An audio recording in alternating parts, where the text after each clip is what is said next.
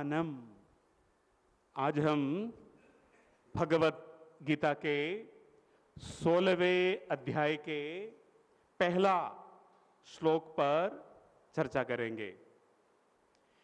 एक होती है धार्मिकता और एक होती है आध्यात्मिकता। एक होती है धार्मिकता और एक होती है आध्यात्मिकता। दोनों में अंतर क्या है? एक बार संत एकनाथ जी और उनके गांव के कुछ लोग एक कांवड़ यात्रा का आयोजन किया। सब लोग प्रयागराज पहुंच गए और त्रिवेणी संगम से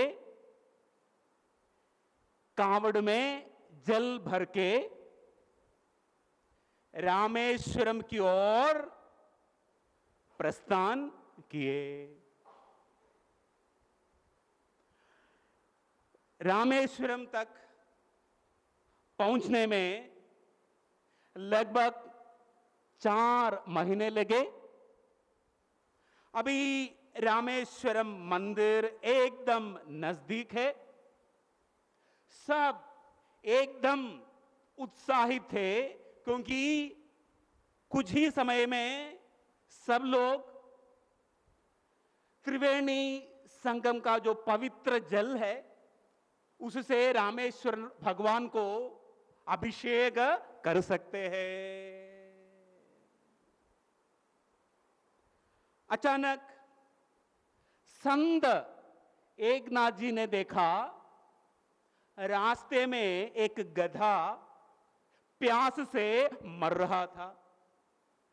तो संत एकनाथ जी रास्ते में ही खड़े रहे।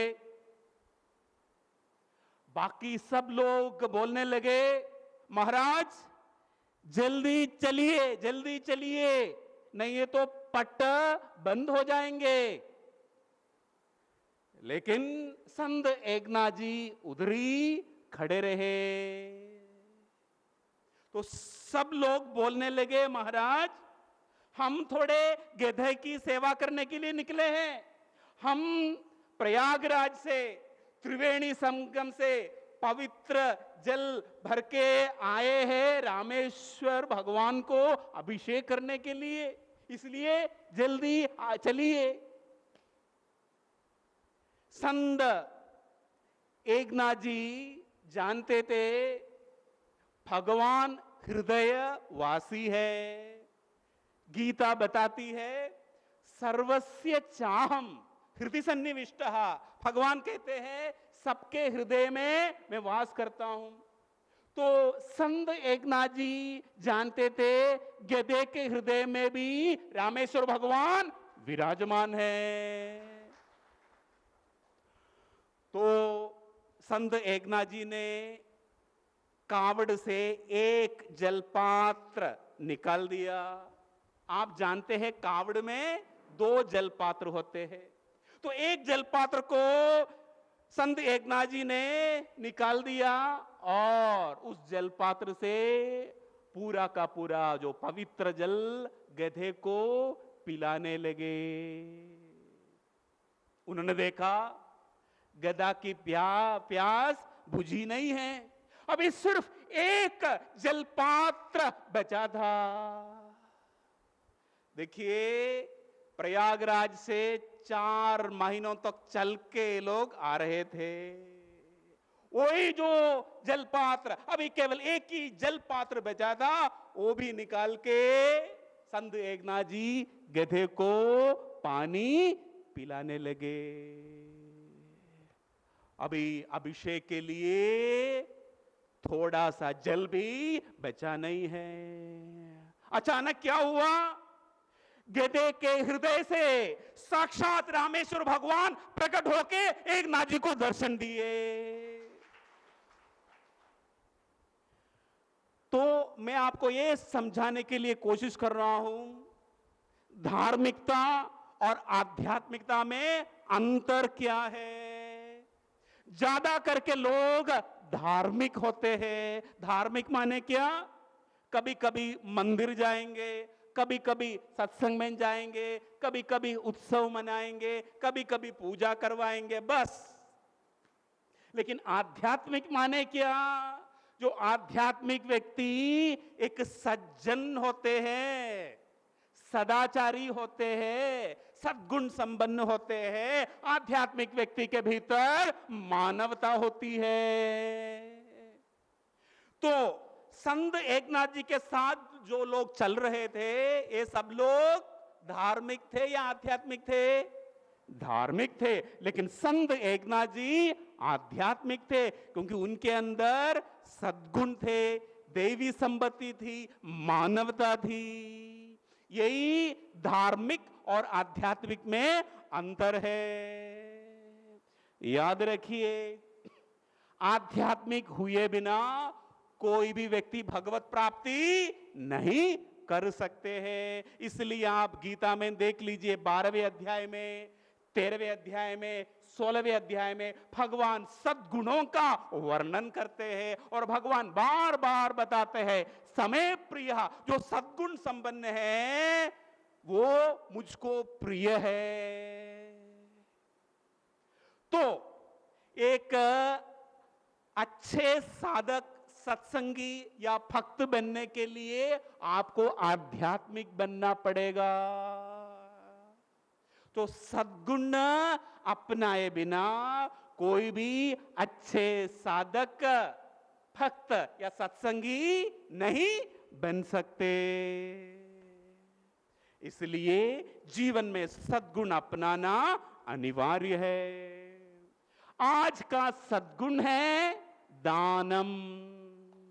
भगवान बता रहे, हर एक साधक को एक सद्गुण अपनाने की जरूरत है। वो सद्गुण क्या है? दानम। हर एक सत्संगी, हर एक साधक, हर एक भक्त उदार और दानशील होना चाहिए।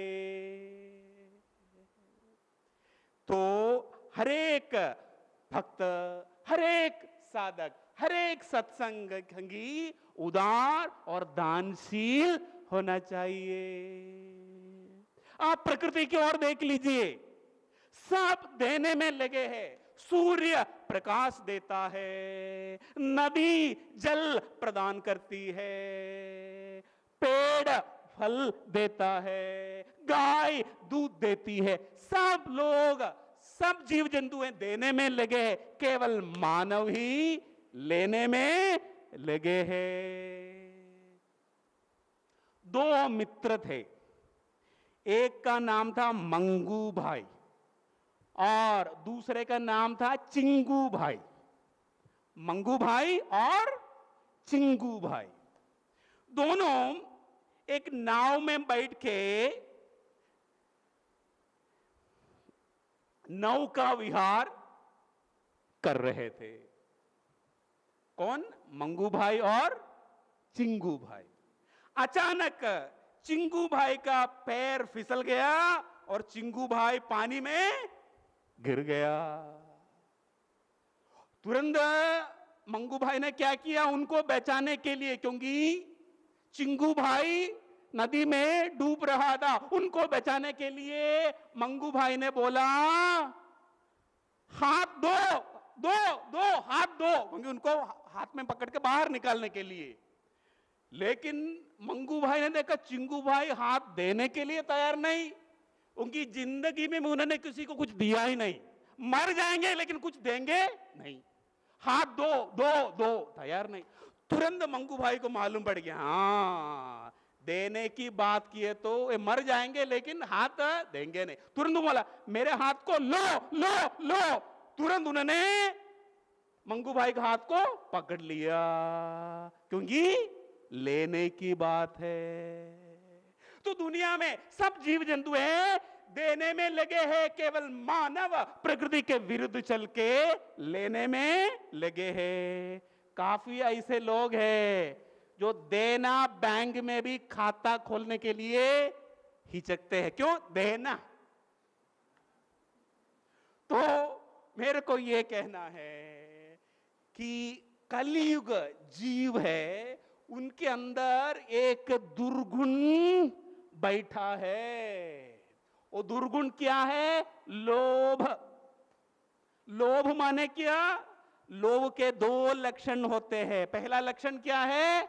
और चाहिए, और चाहिए, और चाहिए। लोभ खारा पानी जैसा है। खारा पानी जितना अधिक पियोगे, प्यास उतनी अधिक बढ़ती जाती है। तो लोभी मन, लोभी व्यक्ति है, उनके मन में एक धुन चलती रहती है, और चाहिए, और चाहिए, और चाहिए, और चाहिए, और चाहिए।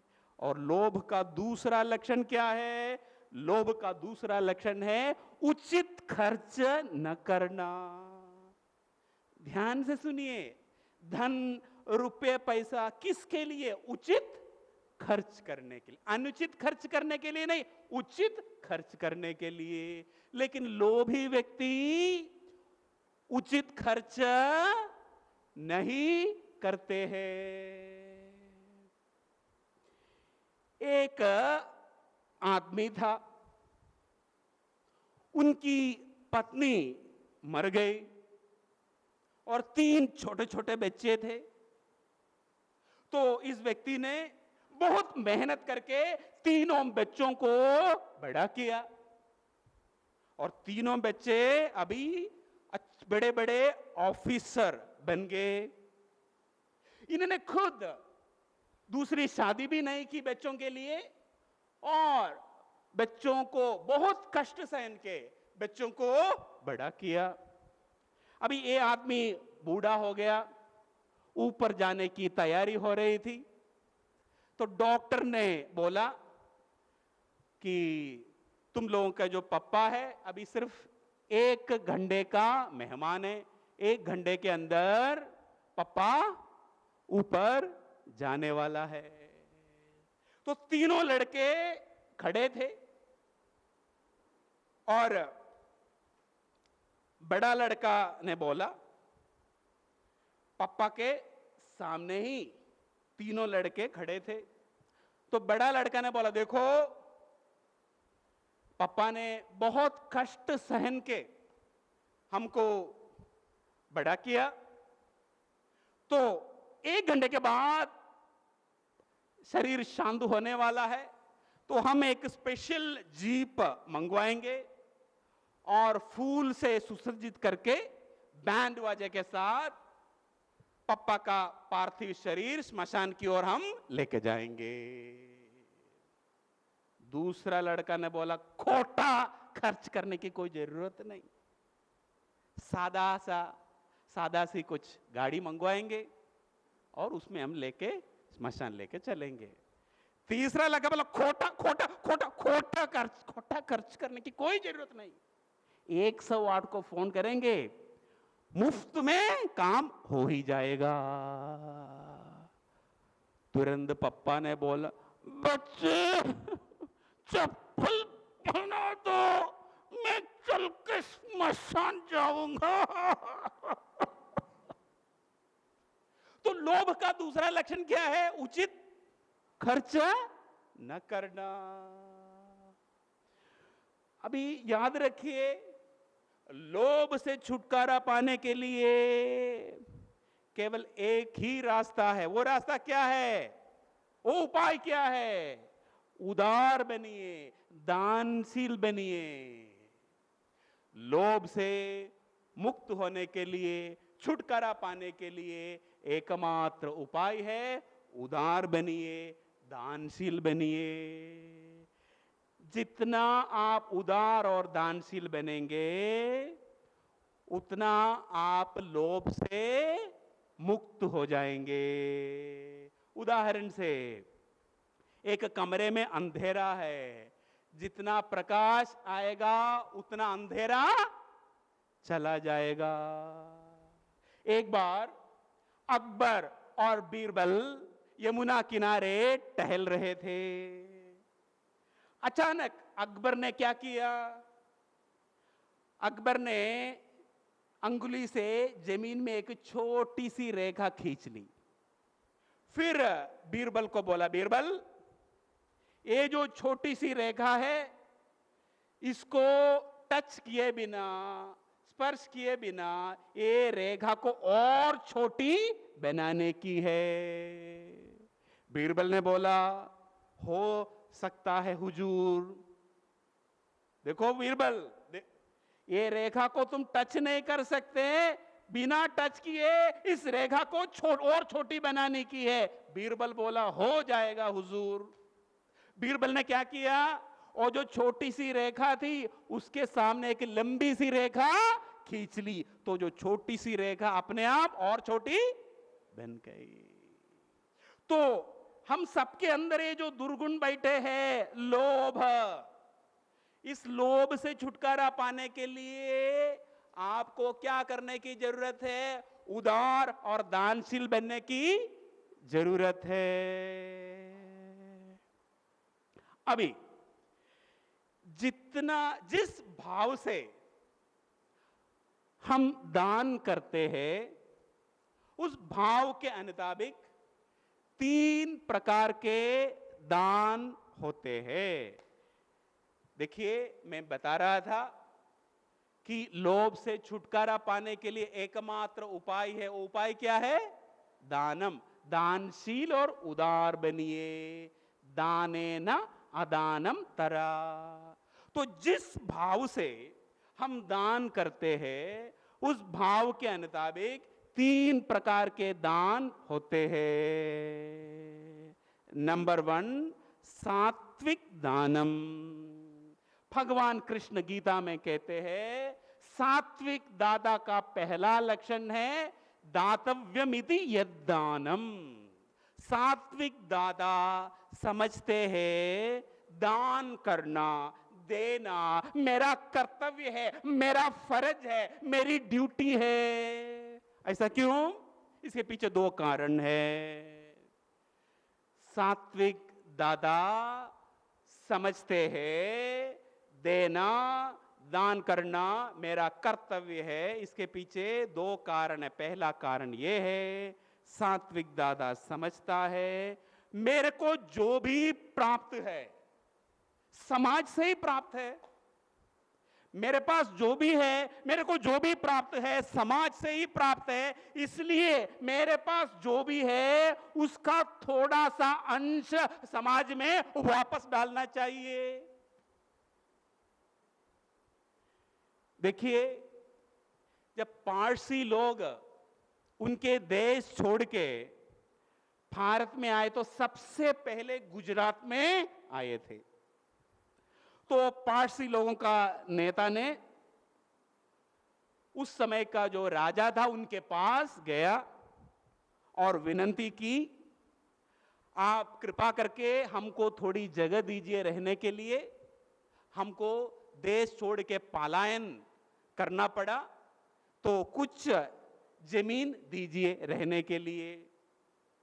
तो राजा ने क्या किया, एक ग्लास भर के दूध इनको दिया। ग्लास भर के दूध था उनको दिया। सच बताए तो राजा उनको बता रहे थे ग्लास पूरा का पूरा भरा है, मतलब हमारे राज्य में और खाली जगह नहीं है। तो पारसियों का जो नेता बहुत होशियार व्यक्ति था। उन्होंने क्या किया, जेब से उन्होंने चीनी निकाली और दूध में चीनी डाल के वापस राजा को उन्होंने दे दिया। तुरंत राजा ने समझ लिया ये जो पारसी लोग हैं केवल लेने वाले नहीं देने वाले भी है। तुरंत राजा ने उनको जमीन दे दी। तो जो सात्विक दाता है, दान करना अपना कर्तव्य, अपना फर्ज, अपनी ड्यूटी समझते हैं, क्योंकि उनको पता है मेरे को जो भी प्राप्त है समाज से प्राप्त है, इसलिए मेरे पास जो भी है उसका थोड़ा अंश समाज में वापस डालना चाहिए। मैं आपको ये समझाने के लिए कोशिश कर रहा हूं, दातव्यमिति यद्दानम, भगवान कृष्ण गीता में बता रहे जो सात्विक दाता है वो समझता है देना मेरा कर्तव्य है। इसके पीछे दो कारण, पहला कारण क्या है, मेरे को जो भी प्राप्त है समाज से प्राप्त है। दूसरा कारण ये है, सात्विक दाता समझता है कि समाज के हित में ही मेरे हित है, समाज के हित में ही मेरे हित है। उदाहरण से, एक आदमी एक फ्लैट में रहता है, फ्लैट में, और उनके परिवार सब, उनका जो घर है, फ्लैट है, एकदम साफ सुथरा रखता है, एकदम दिन में 2 बार झाड़ू पोता करता है, एकदम साफ सुथरा रखता है फ्लैट। लेकिन जो कूड़ा कचरा है ये लोग क्या करता है, खिड़की से बाहर फेंक देता है। तो इनका जो फ्लैट एकदम साफ सुथरा है, लेकिन आजू बाजू सब गंदगी है। अभी ये जो परिवार है ये मॉस्किटो से, बीमारियों से, मच्छरों से बच सकते हैं क्या? नहीं।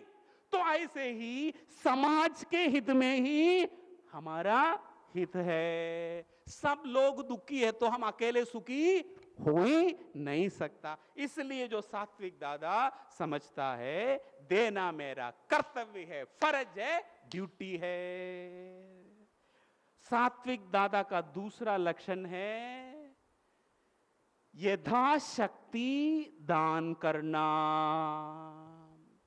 हमारे शास्त्र कहता है दशमांश दान करना चाहिए। दशमांश माने क्या? अभी जो पैसा बचता है उसका 10% हम समाज के हित के लिए खर्च करना चाहिए, 10% दान पुण्य करना चाहिए। उदाहरण से, अभी महीने में 1000 रुपया बचते हो तो कितने रुपए दान करना चाहिए? 100 रुपए दान करना चाहिए, दशमांश दान करना चाहिए।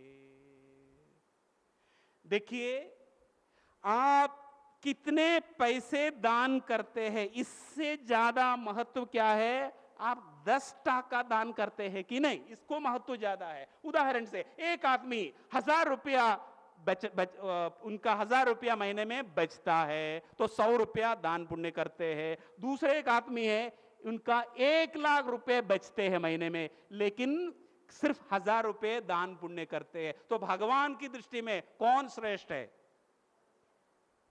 जो 1000 रुपया बचता है।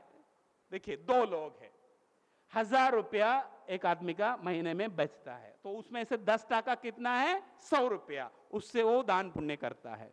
दूसरे एक व्यक्ति है कि महीने में 1 लाख रुपया उनका बचता है और 1000 रुपया दान पुण्य करते हैं। तो एक आदमी 100 रुपया, दूसरे आदमी 1000 रुपया, लेकिन भगवान की दृष्टि में कौन श्रेष्ठ है? जो 100 रुपया दान करने वाला, क्योंकि यथाशक्ति वो दान कर रहे हैं। देखिए, हमारे जो परम गुरुजी है हंसदेव जी बाबा, तो जब कुंभ मेला में छावनी लगाते थे, एकदम बढ़िया छावनी लगाते थे। ये 60-80 ईयर्स, 80 साल पहले की बात है। तो रोज हजारों संतों को भोजन खिलाते थे, अन्न क्षेत्र चलाते थे कुंभ मेला में। और बाबा की जो छावनी थी एकदम प्रसिद्ध था। क्यों? उस समय कोई भी छावनी में बिजली नहीं होती थी, लेकिन बाबा की छावनी में बिजली होती थी जनरेटर द्वारा। तो कुछ लोग बिजली वाले बाबा भी उनको कहते थे। और बाबा के भक्त में बड़े बड़े सेठ लोग, राजा लोग, सब बाबा के भक्त थे। तो एक बार हरिद्वार में कुंभ मेला चल रहा था, तो बाबा के पास एकदम एक गरीब बूढ़ी औरत आई और औरत आके 8 आना, उस समय 8 आना बोलती है, 8 आना बाबा को दे दी। बाबा ने दोनों हाथ से उसको स्वीकार लिए और तुरंत सेवक को बोला, देखो यही पैसा से नमक खरीदने देना और आज के भंडारे में यही नमक इस्तेमाल कर देना। तो बाबा की दृष्टि में कोई भेदभाव नहीं था, क्योंकि ये माई यथाशक्ति दान कर रही थी। तो सात्विक दादा कौन होता है? यथाशक्ति दान करता है। जो पैसा बचता है इसका 10% दान पुण्य में लगा देता है। सात्विक दाता का तीसरा लक्षण है, गीता में भगवान बताते हैं, अनुपकारिणे। सात्विक दाता अनुपकारिणे मतलब निष्काम भाव से दान करते हैं। इसलिए कहा जाता है कि सबसे बड़ा दान क्या है? गुप्त दान। गुप्त दान माने क्या? किसने दान दिया किसी को पता भी नहीं। तो सात्विक दादा जो दान करता है उनकी ऐसा इच्छा नहीं होती किसी को मालूम पड़े मैंने दान किया, नहीं। वो जो सात्विक दादा अनुपकारिणे निष्काम भाव से, निस्वार्थ भाव से दान करता है। गुप्त दान की बात आए तो मेरे को एक बात याद आती है। नर्मदा किनारे एक गांव में एक संत रहते थे।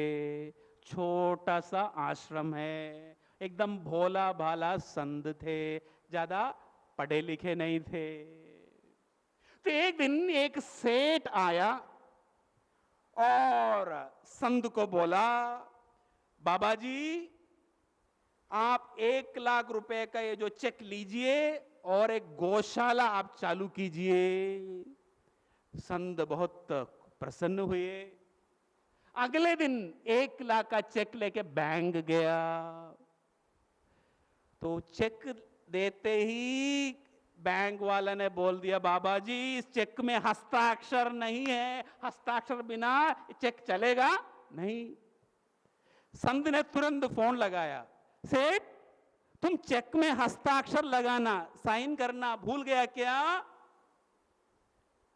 सेठ बहुत होशियार व्यक्ति थे, बोला देखो बाबा जी मैंने सुना है गुप्त दान ही महादान है, इसलिए मैंने हस्ताक्षर नहीं किया और मैं हस्ताक्षर करने वाला नहीं हूं। तो मेरे को ये कहना है जो सात्विक दाता है वो निष्काम भाव से दान करता है। और सात्विक दादा का चौथा लक्षण यही है, भगवान कहते गीता में, देशे काले च पात्रे जा। सात्विक दादा सोच समझ के दान करते हैं, ऐसा नहीं मनमानी से दान करते हैं, नहीं। उचित देश में, उचित काल में, उचित पात्र को दान करते हैं। उदाहरण से कंबल बांटने का है तो सात्विक दाता सोचे है भरूच जिला में कौन सी जगह कंबल बांटना चाहिए, सबसे गरीब इलाका में एक कौन सा है, तो मन में आएगा शायद वालिया। तो उचित देश क्या है? वालिया। और उचित काल, कंबल गर्मी में बांटते हैं या ठंडी में, सर्दी में?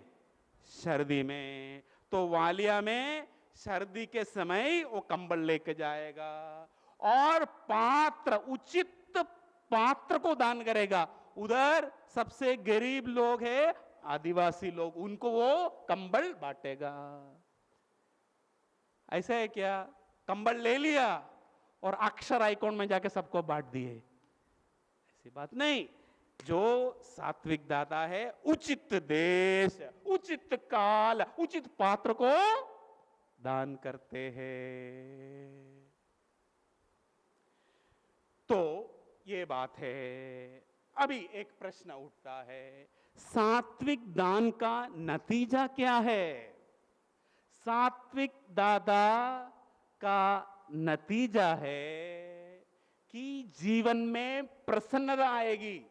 काफी लोग आके हमको बताते हैं, स्वामी जी हमारे पास सब कुछ है लेकिन हम दुखी है। मैं बताता हूं, आपको जीवन में प्रसन्नता चाहिए, आप सात्विक दाता बनिए। काफी लोग हमारे पास आते हैं, करोड़पति लोग, लेकिन उनके मुंह देखो तो ऐसा लगता है दिवेल पिए हो। क्यों? बहुत कुछ कमा के पेट में रखे लेकिन कुछ निकलता नहीं है। अभी आप बहुत कुछ खा लिए लेकिन बाहर निकलता नहीं, कॉन्स्टिपेटेड लुक आएगा ना।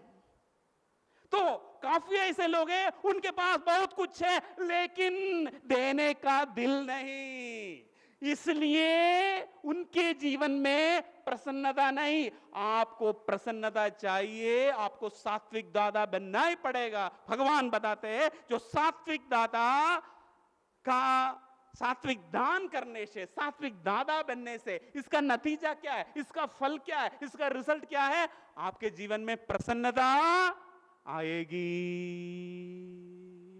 देखिए, कौन सा कर्म अच्छा है, कौन सा कर्म बुरा है, कैसे मालूम पड़ता है? अच्छे कर्म करने के बाद आपको अच्छा लगता है। बात सही है गलत है? कोई भी कर्म करने के बाद आपको बाद में अच्छा लगता है, मतलब ये सही कर्म है। लेकिन कुछ कर्म करने के बाद आपको बुरा लगता है, इसका मतलब वो कर्म गलत कर्म है। तो सात्विक दान करने से मन में प्रसन्नता आती है, प्रफुल्लता आती है, आनंद आता है। लेकिन जो लोग दान पुण्य नहीं करते, उनके पास सब कुछ होंगे लेकिन जीवन में खुशी प्रसन्नता नहीं होगी। एकदम पक्की बात है ये। देखिए, एक उदाहरण आपके सामने मैं प्रस्तुत करता हूं। एक नर्सरी क्लास है, तो एक लड़का का नाम राजू है। तो ये लड़का एक पेंसिल से लिख रहा था। उनके जो मामा ने सिंगापुर से एक पेंसिल बॉक्स लेके आया था, उसमें से एक पेंसिल निकाल दिया और लिख रहा था ये बी सी डी। तो उनके सामने एक दूसरा लड़का बैठा था, बोला राजू बहुत बढ़िया पेंसिल है, मेरे को थोड़ा दिखाओ। मेरा है, मेरा है। दूसरी ओर वही क्लास में एक लड़का था, उनका नाम रामू था। रामू के चाचा भी सिंगापुर से एक पेंसिल बॉक्स लाए थे। तो जो रामू है उस पेंसिल बॉक्स से एक पेंसिल निकाल के लिख रहा है ए बी सी डी। तो बगल में एक लड़का बैठा था, उन्होंने पूछा रामू बहुत सुंदर पेंसिल है, मेरे को थोड़ा दिखाओ। तो रामू बोलता है तेरे को चाहिए तो ले लो, ले लो, ले लो, मेरे पास और पेंसिल है, ले लो। तो एक तरफ मेरा है, एक तरफ ले लो। तो प्रसन्नता किसके मुंह में है? देने वाले। तो हमेशा याद रखो, देने वाले हमेशा प्रसन्न रहेंगे। आपके मन में देने का मन नहीं है, आपका दिल उदार नहीं है, आप दानशील नहीं है, आपके पास सब कुछ होंगे लेकिन प्रसन्नता नहीं होगी। तो सात्विक दान करने से पहला फायदा क्या है? जीवन में प्रसन्नता आएगी। सात्विक दान का दूसरा नतीजा यह है, सात्विक दान करने से धन की शुद्धि और वृद्धि होती है। धन की शुद्धि और वृद्धि होती है। अभी किसी ने एक कुआं खोदा है, लेकिन ये क्या करता है?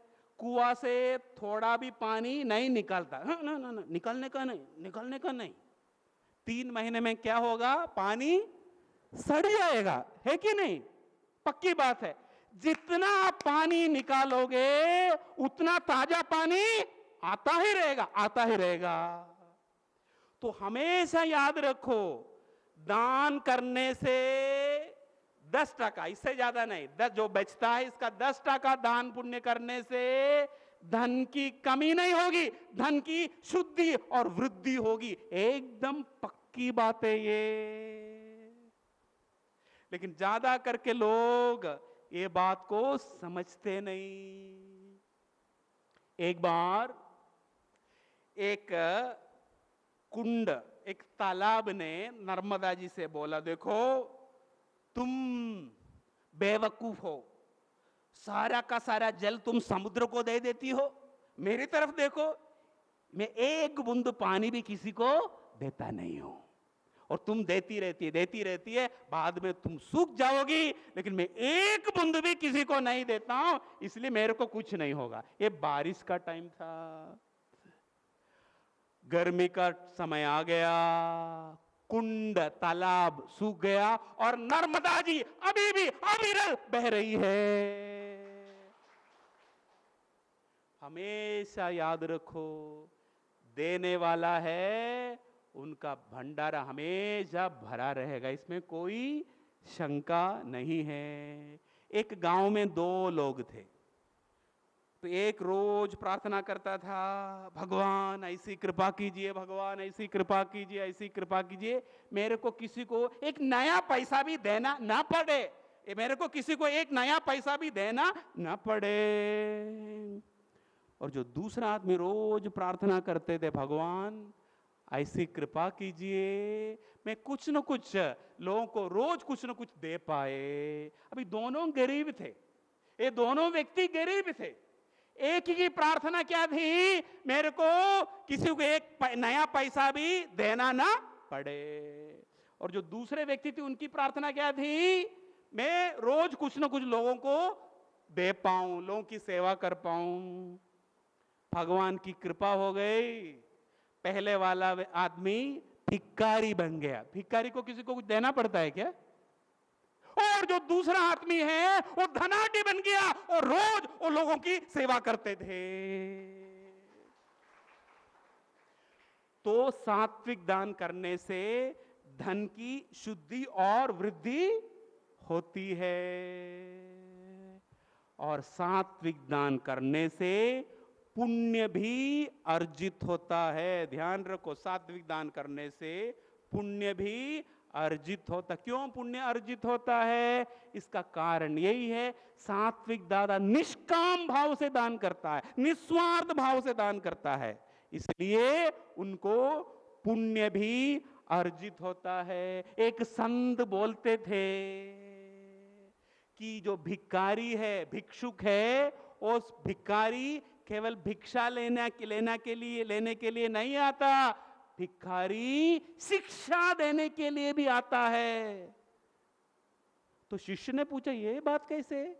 भिखारी भिक्षा लेने के लिए आता है, आप बोलते हैं केवल भिक्षा लेने के लिए नहीं, शिक्षा देने के लिए भी आता है। बोले ये कैसे?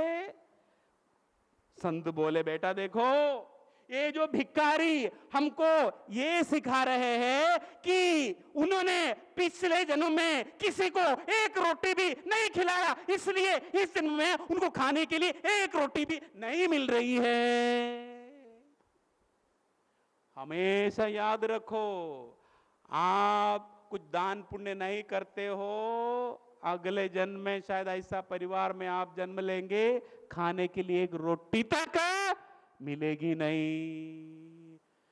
हमेशा याद रखो, जो पैसा बचता है उसका दशमांश 10% समाज के लिए, समाज के कोई अच्छे काम के लिए, अच्छे कार्य के लिए निस्वार्थ भाव से दान करना चाहिए। वो 10% आप दान नहीं करते हो, मैं गारंटी से बोल सकता हूं, वो पैसा आपको दुख देके चला जाएगा। डॉक्टर के पास जाएगा और बीमार होना, दुख दर्द सब सहन करके, इंजेक्शन है वो सब करके, वो 10% हाथ आपके हाथ में रहने वाला नहीं, लेकिन दुख देके जाएगा, बीमार हो जाएगा और फिर हॉस्पिटल इधर उधर, उस पैसा उसमें चला जाएगा। नहीं तो क्या होता है, कोई आपसे पैसा लेगा और वापस नहीं करेगा, बार बार पैसा नहीं दिया, पैसा नहीं दिया, पैसा नहीं दिया, ऐसा होता है क्या ना? माला करते राम राम राम भाई पैसा नहीं दे, राम भाई राम भाई राम भाई, तो शांति से रह सकते हैं क्या? तो 10% आप दान पुण्य नहीं करते हो, दुख देके चला जाएगा। नहीं है तो आप देख लेना, मैं खुद देखा हूं ये सब बात। बच्चे आउटलाइन में चले जाएंगे, दारू पीना, शराब पीना, गलत रास्ते में जाना, उसमें वो पैसा चला जाएगा। इसलिए जो सत्संगी लोग हैं 7%, ये भगवान की बात है, संतों की बात है, 10% जो बचता है समाज के हित के लिए खर्च। ऐसा नहीं आश्रम में दे दो, ना ना ना, आश्रम में इसका मतलब कोई भी कार्य हो, कोई भी अच्छे कार्य समाज के हित के लिए आप खर्च करना ही चाहिए। मैंने बताया शुरुआत में, जिस भाव से आप दान करते हो उस भाव के मुताबिक 3 तरफ के दान होते हैं। पहला क्या है? सात्विक दानम। सात्विक दाता का लक्षण क्या है? अपना कर्तव्य समझ के दान करता है, 10% दान करता है, उचित देश काल पात्र को दान करता है, ये सब बात, और निष्काम भाव से दान करता है। इसके बाद आता है राजसिक दानम। भगवान बताते हैं गीता में, राजसिक दानम का मतलब है प्रत्युपकारार्थम। सच बताए तो जो राजसिक दान है वो दान नहीं है, ये धंधा है, बिजनेस है, व्यापार है, इन्वेस्टमेंट है। क्यों? एक हाथ से देता है, दूसरे हाथ से कुछ लेता भी है। राजसिक दान माने क्या? एक हाथ से देना, दूसरे हाथ से लेना भी है। उदाहरण से आपको समझाता हूं।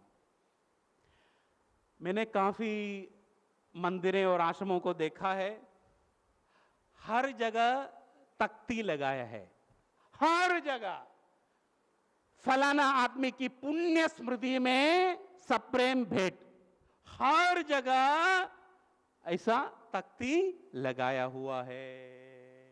यानी दान करता है लेकिन हमारा तख्ती भी लगना चाहिए। ये दान है क्या? एक हाथ से दे रहा है, दूसरे हाथ से कुछ लेता भी है। तो राजसिक दान सच में दान नहीं है, ये धंधा है, व्यापार है, इन्वेस्टमेंट है। उदाहरण से आप एक दुकान में जाता है और 100 रुपया दिया, दुकानदार ने 100 रुपये का माल दिया आपको, आपने दान दिया क्या? दुकानदार को दान दिया, 100 रुपया दिया, अरे बाबा तुमको माल भी मिला है। तो ऐसे ही ये जो राजसिक दान है, ये दान नहीं, ये व्यापार है, ये धंधा है, ये इन्वेस्टमेंट है, ये बिजनेस है। क्योंकि एक हाथ से देता है और दूसरे हाथ से लेता भी है। एक सच्ची घटना आपको सुनाता हूं। ये 6-7 साल पहले की बात है। एक क्लब ने मेरे को बुलाया, बोला स्वामी जी हम 20 गरीब बच्चों को यूनिफॉर्म, स्कूल यूनिफॉर्म बांटने वाले हैं, तो आपके हाथों से आप बच्चों को यूनिफॉर्म बांट दीजिएगा। हम बहुत खुश हो गए, अच्छा काम है। तो टाइम फिक्स किया था सुबह 10 बजे, और एक छोटा सा मैदान जैसा था, और हमको बैठने के लिए एक मंच बनाए थे, मंच के ऊपर एक छत भी था ऐसा, और गांव के गरीब बच्चे थे, सबको जो धूप में बिठाया गया वो जो मैदान में, और गर्मी का जैसा मौसम था। तो हम आप सब जानते हैं हम टाइम पे बहुत पंक्चुअल है। मैं 10 बज गया, मैंने बोला जो सब प्रोग्राम जो अरेंजमेंट कर रहा था उनको मैंने बोला देखिए 10 बज गया, बच्चे गर्मी में बैठे, चालू करेंगे अभी कार्यक्रम। अरे स्वामी जी जल्दी क्या है? मैं बोला क्यों? स्वामी जी चैनल वाले आने बाकी है, वो आने के बाद ही हम शुरू कर सकते हैं। और 11:30 बजे चैनल वाले आए और तब यूनिफॉर्म बांटे, तब तक बच्चे धूप में बैठे रहे। अभी आपको क्या लगता है ये लोग दान निष्काम भाव से कर रहे हैं क्या? क्यों? 20 लड़कों को बांटेंगे और चैनल में हमारे फेस आ जाएंगे। ये दान है क्या? ये व्यापार है, इन्वेस्टमेंट है, बिजनेस है, धंधा है। तो राजसिक दान दान नहीं है। और भगवान बताते हैं राजसिक दाता का दूसरा लक्षण क्या है? परिक्लिष्टम। परिक्लिष्टम माने क्या? ये लोग दुखी होके हिचक हिचक के दान देता है। अरे यार सोसाइटी में सब लोग दे रहे इसलिए हमको भी देना पड़ेगा यार। ये लोग काम में आता है इसलिए देना पड़ता है यार। नहीं ज्यादा देने का नहीं, देने का नहीं, इसका दुरुपयोग हो जाएगा, देने का नहीं ज्यादा। और देने के बाद ज्यादा दे दिया यार। देते भी है और रोते भी है। ऐसा कोई है क्या इधर? तो ये होता है राजसिक दान। भगवान बताते हैं परिक्लिष्ट, यानी ये लोग खुशी से नहीं देते हैं।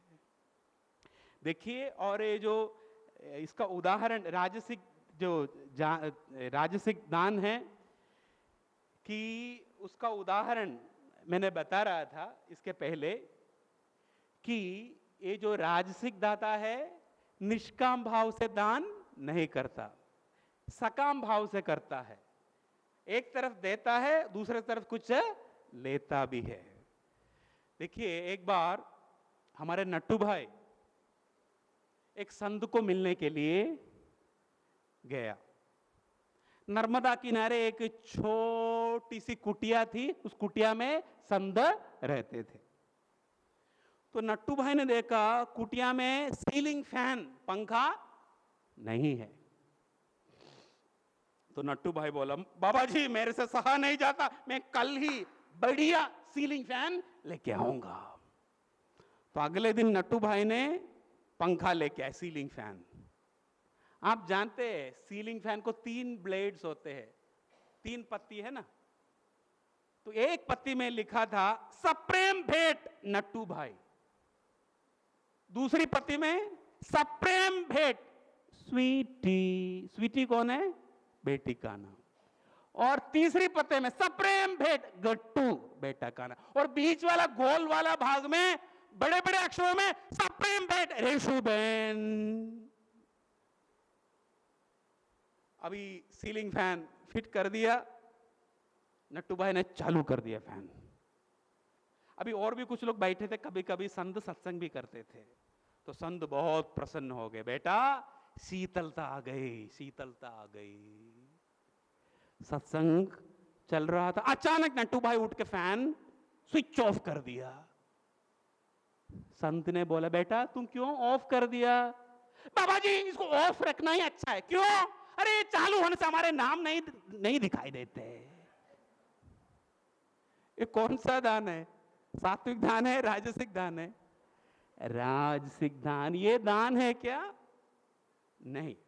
तो राजसिक दान क्या मैंने बताया पहले कि प्रत्युपकारार्थम, एक हाथ से देता है, दूसरे हाथ से लेता भी है। और परिक्लिष्टम यानी हिचक हिचक के दान करते हैं। अभी ध्यान रखो, ये जो राजसिक दान है इसका नतीजा क्या है? इसका नतीजा भयंकर होता है। देखिए, मैंने बताया कि ये जो राजसिक दाता है हिचक हिचक के दान करते हैं। हमेशा याद रखो, आपके मन में कुछ अच्छे संकल्प आए तो तुरंत उसकी पूर्ति करनी चाहिए। आपके मन में कुछ गलत संकल्प आए तो उसको स्थगित करना चाहिए। अगले दिन देखा जाएगा, एक हफ्ते के बाद देखा जाएगा। शुभस्य शीघ्रम, कोई भी शुभ संकल्प आए तो तुरंत उसकी पूर्ति करनी चाहिए। और कुछ गलत संकल्प आए तो कल देखा जाएगा, परसों देखा जाएगा, इसको विलंब करना चाहिए। हमारे एक भक्त आते हैं इधर कभी कभी, राजू भाई इनका नाम है। मेरे को बोलते, स्वामी जी जब मैं घर से निकलता हूं मेरे मन में ऐसा विचार था, आज मैं हंसदे आश्रम में जाके दान पेटी में 2000 का नोट डालने वाला हूं। Swami ji bike railway station तक पहुंच जाता है, मन बोलता है स्वामी जी को तो विरक्त मन संत है, उनको पैसा की क्या जरूरत है, 1000 रुपये चल जाएगा, बस 1000। Swami ji golden bridge cross करते ही 1000 की भी क्या जरूरत है, हम बीवी बच्चे वाले हैं, इनको थोड़े बीवी बच्चे हैं, 500 रुपया चल जाते। स्वामी जी मंदिर तक आते ही सिर्फ 100 रुपया निकलता है और 100 रुपये डाल के मैं चला जाता हूं। मेरे को ये कहना है कि कोई भी शुभ संकल्प आए तो इसका विलंब नहीं करना चाहिए, शुभस्य शीघ्रम, और कोई अशुभ संकल्प आए तो इसका विलंब करना चाहिए। यही बात है। आप सब जानते हैं जो कर्ण थे, कर्ण, इनका नाम है दानवीर, बहुत उदार दानशील थे कर्ण। तो एक घटना आती है, एक बार एक सेवक ने कर्ण का तेल मालिश कर रहा था और एक सोने की कटोरी कर्ण के बाएं ओर रखी थी और उस सोने की कटोरी में तेल था, उस तेल से उनका तेल मालिश कर रहे थे। तो उस समय एक गरीब व्यक्ति उनको मिलने के लिए आया और उस व्यक्ति ने बोला, राजन, मेरी बेटी की शादी है लेकिन मंगलसूत्र खरीदने के लिए मेरे पास कुछ भी नहीं है। तुरंत कर्ण ने क्या किया, बाएं हाथ से वो सोने की कटोरी उठा लिया और वो सोने की कटोरी उनको दे दिया। आदमी खुश होके चला गया। उस समय सेवक ने कर्ण से पूछा, राजन, हम कोई भी दान पुण्य या पवित्र काम करते हैं या किसी को कुछ देते हैं, हम दाएं हाथ से देते हैं, राइट हैंड से देते हैं, आपने बाएं हाथ से क्यों दे दिया? तो कर्ण ने उत्तर दिया, देखो मन का स्वभाव ऐसा है, कोई भी शुभ संकल्प आए तो विलंब करने से मन हमको वो जो पवित्र कर्म करने नहीं देगा। उदाहरण से मेरे मन में आया मेरे को ये सोने की जो कटोरी उनको देना है तो मैंने तुरंत दे दिया, मैं थोड़ा सा विलंब किए तो शायद मन बोल सकता है सोने की कटोरी की क्या जरूरत है, चांदी की कटोरी चल जाएगी। इसलिए शुभस्य शीघ्रम, मन में कुछ दान पुण्य करने का विचार आए तो देर नहीं करना चाहिए, तुरंत करना चाहिए। एक सच्ची घटना मैं आपको सुनाता हूं। ये बॉम्बे में एक घटना घटी थी। एक माई उनकी छोटी बेटी को लेके एक मॉल गई। माई खुद ड्राइविंग कर रही थी, तो मॉल के सामने गाड़ी पार्क करने के बाद दोनों मॉल की ओर जा रही थी। लड़की 5 साल की थी, छोटी बेटी। तो मॉल में प्रवेश करने के पहले इन लोग ने देखा कि एक पागल औरत बोल रही थी, मैम साहब 10 रुपया दीजिए, मैम साहब 10 रुपया दीजिए, मैंने आज सुबह से खाया नहीं, 10 रुपया दीजिए। तो छोटी बेटी तुरंत, मम्मी मम्मी मम्मी मेरे को 10 रुपया दो, मैं उनको दूंगा, मैं उनको दूंगी। लेकिन मम्मी ने क्या की, जबरदस्ती लड़की की हाथ पकड़ के मॉल के अंदर लेके गई। जब लेके जा रही थी, छोटी बेटी बार बार पीछे मुड़ के देख रही थी उस पागल औरत को। अगले दिन क्या हुआ, स्कूल बस का एक्सीडेंट हुआ और जो बेटी मर गई। तब उस मम्मी के मन में ऐसा विचार आया, अरे मेरी बेटी की अंतिम इच्छा की पूर्ति में नहीं कर पाई, बहुत दुखी हो गए। अग्नि संस्कार के बाद तुरंत वो गाड़ी लेके मॉल गई, क्योंकि उस औरत को 10 रुपया देने के लिए। लेकिन हर जगह ढूंढी, औरत मिली नहीं। आजीवन उस मम्मी के अंदर, उस औरत के अंदर ये विचार रहा कि मैं मेरी बेटी की अंतिम इच्छा की पूर्ति नहीं कर पाई। तो शुभस्य शीघ्रम, कभी भी कुछ दान पुण्य का विचार आते ही विलंब नहीं करना चाहिए, तुरंत उसकी पूर्ति करनी चाहिए। तो राजसिक दाता क्या है, हिचकता, कुछ भी करने के अच्छे काम मन में विचार आए तो भी बार बार हिचकता है। और ये जो राजसिक दान है, इसका नतीजा क्या है? राजसिक दान का नतीजा ये है, नंबर 1, दुखी हो जाता है। क्यों? राजसिक दाता को बहुत अपेक्षा होती है। अरे मैंने इतना किया, मेरे को क्या मिला? अभी देखिए, आप आश्रम में भी आप लोग सेवा करते, कुछ भी करते हो, आपके अंदर अपेक्षा आए तो आप दुखी हो जाएगा। अरे हमने ये सब किया, हमको मिला क्या, दुखी हो जाएगा। इसलिए राजसिक दाता दुखी हो जाता है। अपेक्षा बहुत रहती, एक हाथ से देता है, दूसरे हाथ से लेना चाहता है। और अपेक्षा का कोई अंत है क्या? इसका कोई अंत नहीं। इसलिए जो राजसिक दाता दुखी रहता है। हमेशा याद रखो, आश्रम में भी आप बहुत कुछ सेवा करते हो, मैं देखता हूं, कोई भी ये जो राजसिक भाव आने से, राजसिक भाव माने क्या, कुछ देता है लेकिन लेना भी चाहता है, वो लोग टिक नहीं पाएंगे। कितने लोग मैं देखा टिक पाते हैं क्या इधर? क्यों? अरे मैंने इतना कुछ किया लेकिन हमको उतना महत्व नहीं देते हैं, हाँ, हमको सबके सामने माला नहीं पहनाते हैं। तो अपेक्षा आने से आप दुखी हो जाएंगे। तो हमेशा याद रखो, हम सब सत्संगी लोग हैं, कुछ भी सेवा कार्य किए तो भी निष्काम भाव से करो, फिर आप आगे बढ़ेंगे और आपकी जो आध्यात्मिक यात्रा में कोई रुकावट भी आएगी नहीं। तो राजसिक दान का लक्षण क्या है? दुखी हो जाता है। सात्विक दान में प्रसन्नता आती है। और राजसिक दान का दूसरा नतीजा ये है, धन घटता है। क्योंकि राजसिक दान में क्या होता है, कोई अपेक्षा नहीं होने से, कोई सकाम भाव नहीं होने से पुण्य इकट्ठा होता, पुण्य इकट्ठा होने से अपने आप धन बढ़ता रहता है। लेकिन राजसिक दान में अपेक्षा होने से, सकाम भाव होने से, लेने की भावना होने से पुण्य नहीं इकट्ठा होता, इसलिए उनका धन घटता है। और तीसरी बात क्या है? तीसरी बात यह है, पुण्य भी नहीं मिलेगा। मैंने बताया पुण्य कैसे मिलेंगे? राजसिक दान यानी धंधा है, एक हाथ से देता है, दूसरे हाथ से लेता है।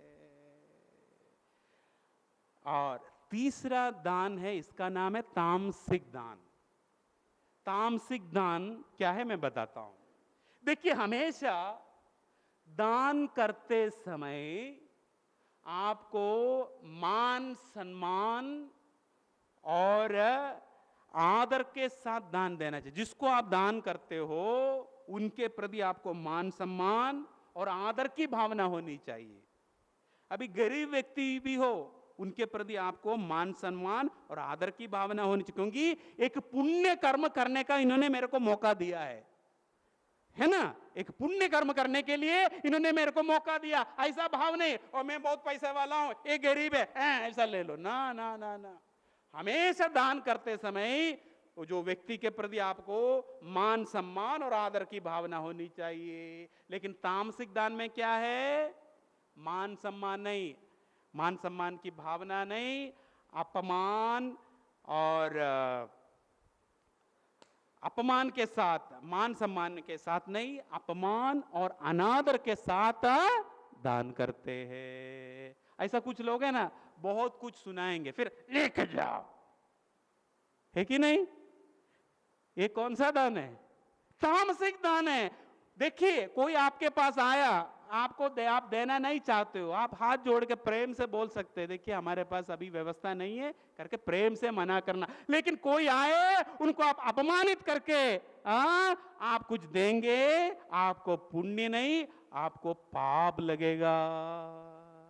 एक समाज सेवक थे, वो गरीबों के लिए मकान बना के दे रहे थे।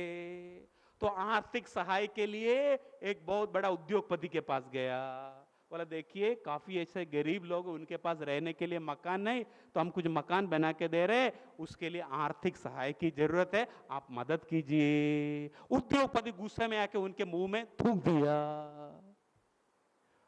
तो समाज सेवक ने बोला देखो, आपने जो दिया है मेरे लिए, लेकिन गरीबों के लिए भी कुछ दीजिए। तुरंत उन्होंने कुछ चेक लिखे ऐसा दे दिया। ये कौन सा दान है? तामसिक दान। कभी भी तामसिक दान मत कीजिए। आपको नहीं देना है, प्रेम से आप मना कीजिए, लेकिन किसी को अपमानित करके आप कुछ देना नहीं। और एक और तामसिक दान है, वो क्या है? कुछ ऐसे लोग हैं, किसी को एक नया पैसा नहीं देंगे, लेकिन शराब पीते समय कंपनी चाहिए, 3-4 लोगों को और मुफ्त में पिलाएंगे और चवाना भी खिलाएंगे, नाश्ता फ्री। क्या बट्टा का क्या बोलते हैं, कुछ बोलता है हाँ।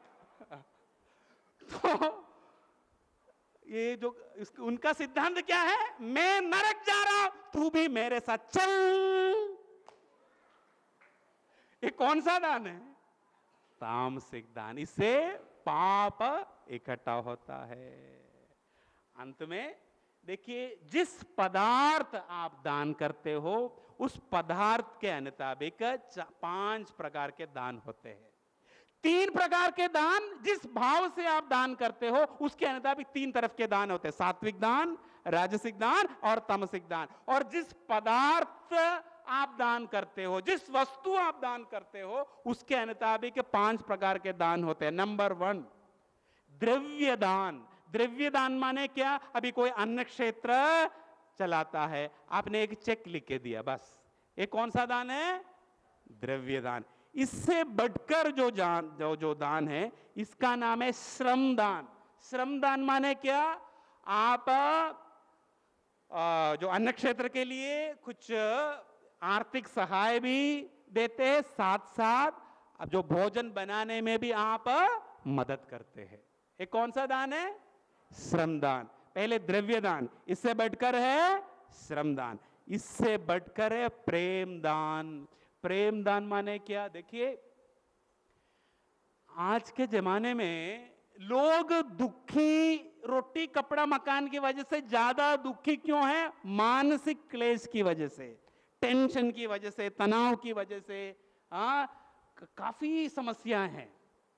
तो ऐसे जो लोग हैं उनकी दुख और व्यथा को शांति से सुनना और प्रेम से 2 शब्द कहना, ये बहुत बड़ी सेवा है। देखिए अभी सिर दर्द है, एक गोली खाने से दर्द चला जाता है, लेकिन कोई दिल का दर्द है, इसके लिए कोई गोली है क्या, है? मानसिक क्लेश के लिए गोली खा ठीक हो, ऐसा कुछ है क्या?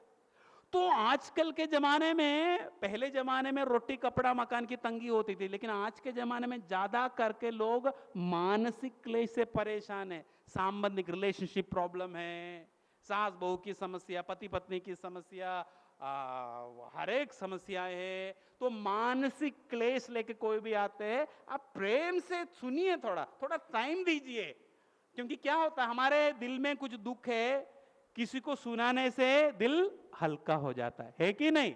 लेकिन लोग आके बोलते स्वामी जी मेरी पत्नी भी मेरी बात सुनने के लिए तैयार नहीं, वो भी मोबाइल लेके बैठी है, व्हाट्सएप, फेसबुक, ऐसी अवस्था है। तो मेरे को पति नहीं, पत्नी का पति भी ऐसा ही है, सिर्फ पत्नी की बात नहीं, सब लोग अपने अपने मोबाइल के लिए बहुत टाइम है, लेकिन कोई दुखी आदमी है, उनकी जो व्यथा सुनने के लिए समय नहीं। तो प्रेम दान माने क्या, लोगों के दुख और व्यथा है प्रेम से सुनना और 2 शब्द अच्छे, सब कुछ ठीक हो जाएगा। ये बनने में क्या खर्च होता है, ये बोलने में क्या खर्च होता है, ये होता है प्रेम दान। एक बार क्या हुआ, एक आदमी भाग रहा था, उनके पीछे एक आदमी उनके पीछे दौड़ रहा था। तो किसी ने सोचा अरे क्या है, ये कुछ चोरी की है क्या? ना ना ना ना, फिर उनके पीछे क्यों दौड़ते हो? देखो उन्होंने उनकी व्यथा मेरे को सुनाई, मेरा नंबर आया तो वो भाग गया, इसलिए उनके पीछे मैं दौड़ रहा हूं। तो प्रेम दान ये है। हमारे जैसे साधु लोगों के लिए हमारी एक मुख्य सेवा यही है। काफी लोग हमारे सामने आके अपने दिल खोल के बताते हैं, क्योंकि क्या है, संसार में सबको बता नहीं सकते, स्वार्थ की भावना है संसार में। लेकिन जो संत होते हैं उनके अंदर कुछ स्वार्थ की भावना नहीं होती, इसलिए वो लोग बताते हैं। देखिए काफी समय क्या होते हैं, पति और पत्नी हमको मिलने के लिए आते हैं और पति आके बाएं ओर बैठ जाता है, पत्नी आके दाएं ओर बैठ जाता है। तुरंत में समझ लो कुछ पंगा है। फिर 1 मिनट सन्नाटा है, फिर 1 मिनट के बाद मैं बोल दूं मैं स्वामी जी को बोल। तो एक इधर में बार बार गर्दन ऐसा, बोल बोलो बोल।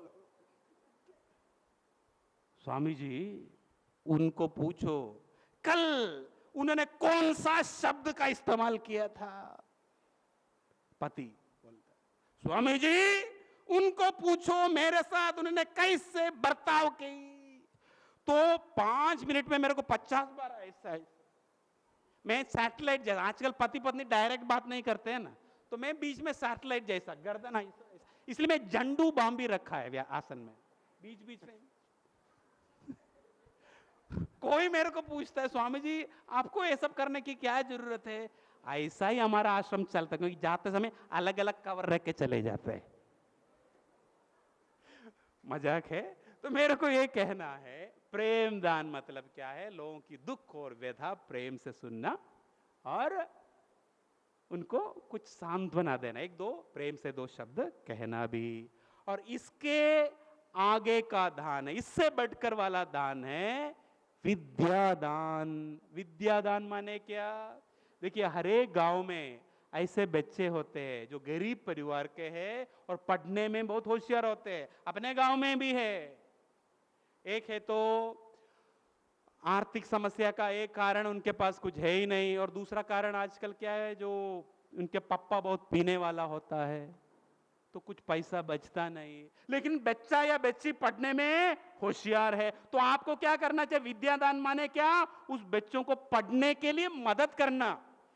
फी भरने के लिए पैसा नहीं हो, खुद आप भरना चाहिए, उनके लिए मदद करना चाहिए। क्योंकि क्या होता, विद्यादान बहुत महत्वपूर्ण दान है, क्योंकि आप उनको पढ़ाने में मदद करने से वो आगे पढ़ेगा और बाद में नौकरी मिलने के बाद वो आत्मनिर्भर बन जाएगा।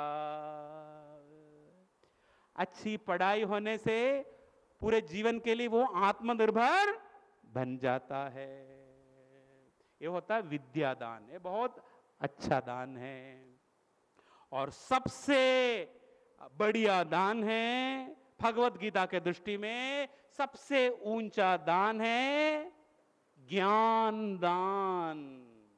ज्ञान दान माने क्या? किसी को भगवत गीता का ज्ञान देना, यही सबसे बड़ा दान है। मैं नहीं बोल रहा हूं, भगवान श्री कृष्ण बोलते हैं भगवत गीता के अंत में, आप खुद पढ़ के देख लीजिए। भगवान बताते हैं जो गीता का ज्ञान दूसरों को देते हैं वो मुझे सबसे प्रिय है, और जो इस ज्ञान दूसरों को देते हैं अवश्य ही वो मुझको प्राप्त करेगा।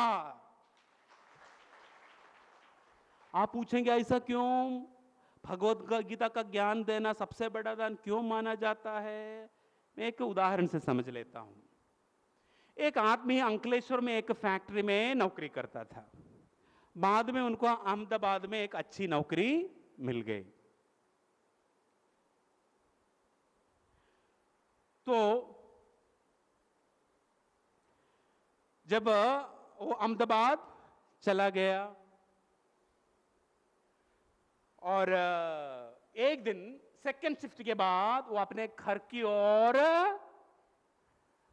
जा रहा था बाइक में, अचानक उन्होंने देखा कि एक लड़का रास्ते में बैठा है, फटा हुआ कपड़ा, ऐसा लगता कुछ दिन से कुछ खाया भी नहीं, 10-12 साल का लड़का है।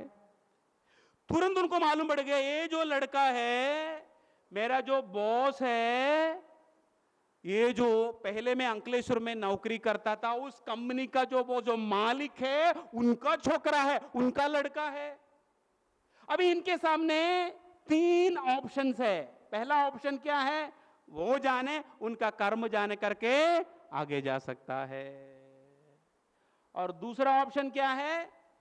गाड़ी रुक के उनको 500 रुपया दे सकता है, कुछ खा लेना बेटा और एक नया जोड़ा कपड़ा भी ले लेना और आगे जा सकता है। और तीसरा ऑप्शन क्या है? उस लड़के के साथ प्रेम से बात करना और समझा बुझा के बाइक में बिठा के घर पे लेके जाना और बेटे को समझाना, बेटा तुम्हारा पापा है ना बहुत अच्छे व्यक्ति, तुम्हारे प्रति ज्यादा प्रेम है इसलिए तुमको डांटते हो। तो उनको समझा बुझा के फिर उनके पापा के साथ उनका कांटेक्ट करवाना, और जब बच्चा फिर उनका घर चला जाता है। जब बच्चा उनका घर चला जाता है, उनको खाने की समस्या होगी क्या? कपड़े की समस्या है क्या?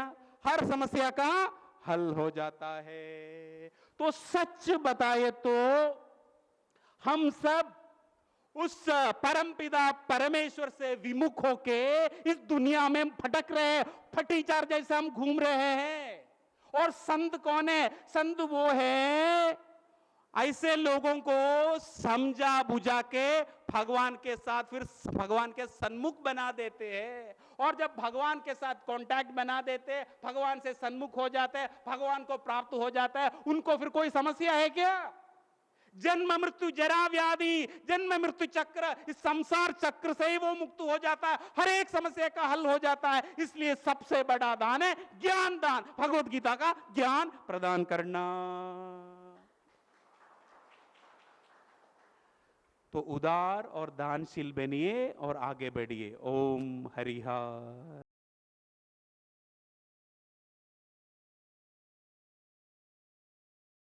श्री राम जय राम, जय जय राम।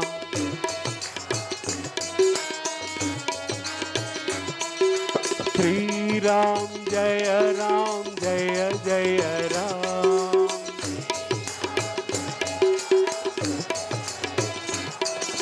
श्री राम जय राम, जय जय राम। प्रेम से बोलो।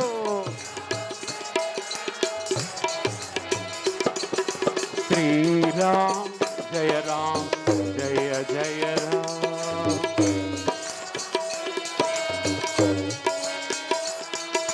श्री राम जय राम, जय जय राम।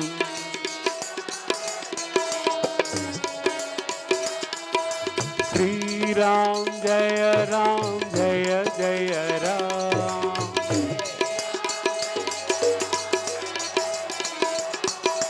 श्री राम जय राम, जय जय राम।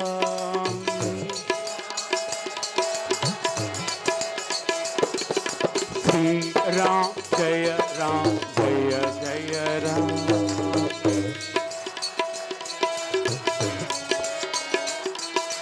श्री राम जय राम, जय जय राम।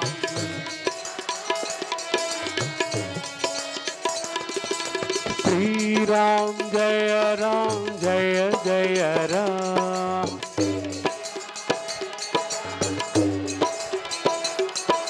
श्री राम जय राम, जय जय राम। दिल से बोलो।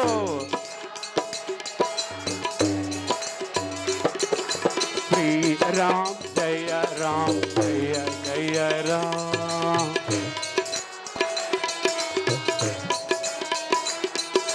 श्री राम जय राम, जय जय राम।